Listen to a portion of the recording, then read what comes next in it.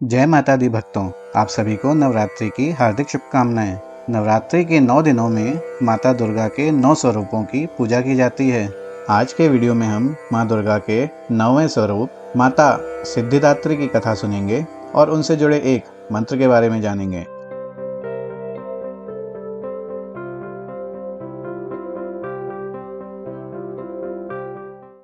माँ दुर्गा की 9वीं शक्ति का नाम सिद्धिदात्री है। ये सभी प्रकार के सिद्धियों को देने वाली हैं। मार्कंडेय पुराण के अनुसार अणिमा, महिमा, गरिमा, लघिमा, प्राप्ति, प्राकाम्य, ईशित्व और वशित्व ये 8 सिद्धियां होती हैं। ब्रह्म वैवर्त पुराण के श्री कृष्ण जन्म खंड में यह संख्या 18 बताई गई है। माँ सिद्धिदात्री भक्तों और साधकों को ये सभी सिद्धियां प्रदान करने में समर्थ हैं। देवी पुराण के अनुसार भगवान शिव ने इन्हीं की कृपा से इन सिद्धियों को प्राप्त किया था।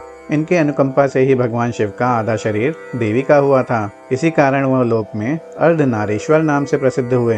माँ सिद्धिदात्री 4 भुजाओं वाली है। इनका वाहन सिंह है। ये कमल पुष्प पर भी आसीन होती हैं। इनकी दाहिनी तरफ के नीचे वाले हाथ में चक्र, ऊपर वाले हाथ में गदा तथा बाईं तरफ के नीचे वाले हाथ में शंख और ऊपर वाले हाथ में कमल पुष्प है। नवरात्र पूजन के 9वें दिन इनकी उपासना की जाती है। इस दिन शास्त्रीय विधि विधान और पूर्ण निष्ठा के साथ साधन करने वाले साधक को सभी सिद्धियों की प्राप्ति हो जाती है। सृष्टि में कुछ भी उसके लिए अगम्य नहीं रह जाता।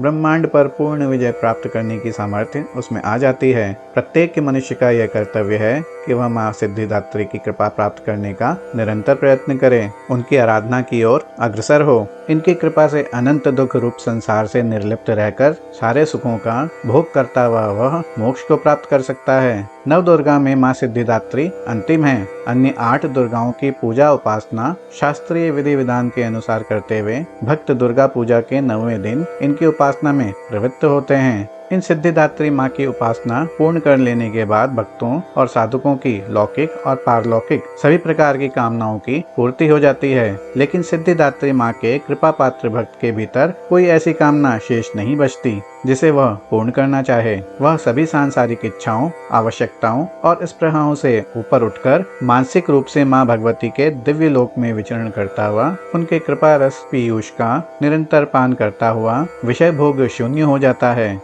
माँ भगवती का परम सानिध्य ही उसका सर्वस्व हो जाता है। इस परम पद को पाने के बाद उसे अन्य किसी भी वस्तु की आवश्यकता नहीं रह जाती। माँ के चरणों का यह सानिध्य प्राप्त करने के लिए हमें निरंतर नियम निष्ठ रहकर उनकी उपासना करनी चाहिए। माँ भगवती का स्मरण, ध्यान, पूजन हमें इस संसार की असारता का बोध कराते हुए वास्तविक परम शांतिदायक अमृत पद की ओर ले जाने वाला है। और अब माता सिद्धिदात्री का वह मंत्र जिसका आप सभी को इंतजार है। सिद्ध गंधर्व यक्षाद्यैर सुरैर मरैरपि सेव्यमाना सदा भूयात सिद्धिदा सिद्धिदायिनी। अगर आपको हमारा वीडियो अच्छा लगा तो लाइक कीजिए और चैनल को सब्सक्राइब कीजिए। जय माता दी।